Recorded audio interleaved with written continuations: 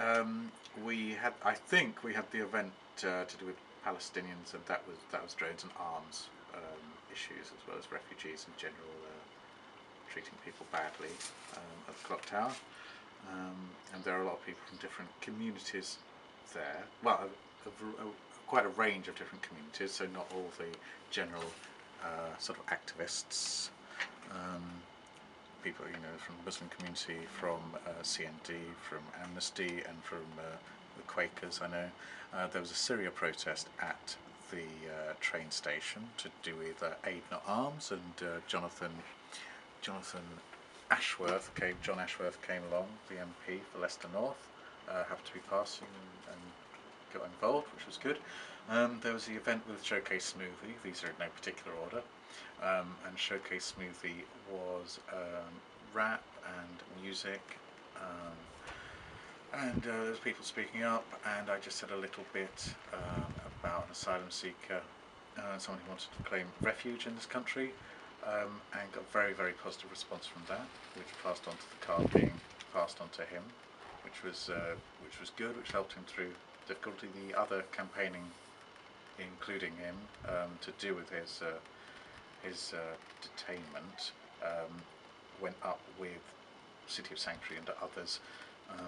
From quite a lot of people from different areas of my life went up to Victoria Park, and it wasn't necessarily arranged by Amnesty, but we were involved.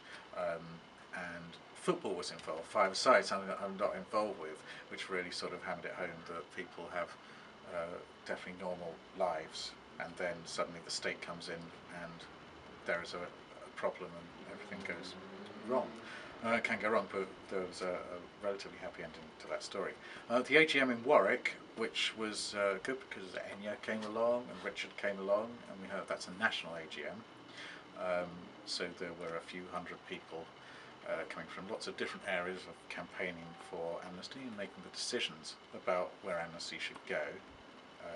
In the short term, medium term, and long term, and talking about our relation with the international organisation, the International Secretariat, making decisions about whether the decisions should be made and money should be sent to areas of the world to develop Amnesty in those areas, sort of grassroots developments. And there was the Burmese event with Zoya Fan at the Friends Meeting House, which was put on by Christians Aware. My friends George and Marmar, who are from, Marmar is from Burma, and talking about Zoya Fan, whose father was assassinated a long time ago, and she was a refugee in various countries, including Thailand, and others, and then found herself in England. It's a very coherent, well-spoken, concise speaker, talking about refugees' situation from an individual perspective.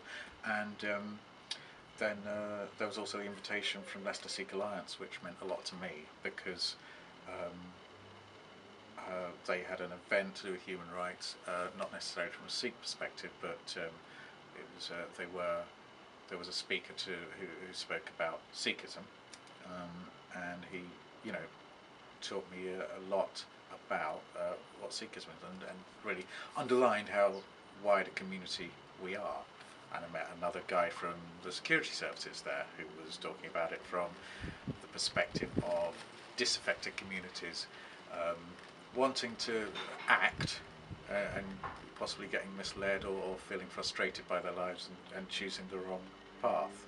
So he was offering a very different perspective on sort of issues to do with war and terror, which certainly wasn't related to the Sikh community, but he'd been invited and had a chat with him. That was educational. And I suppose the last thing is that with the drones campaign, and Tale's up at Scudamore Road, is that recently in the last week that Penny from CND has been arrested because she broke into the camp, RAF Waddington, because the drones are being used to target individuals in a war zone, admittedly at the moment, but being used to target individuals as the Americans have, who aren't necessarily combatants, and using machines, very advanced weapons, to kill people from British soil. And she's been arrested. She's now back in Leicester, but that's obviously, it's always ongoing. And so that's all I have to say.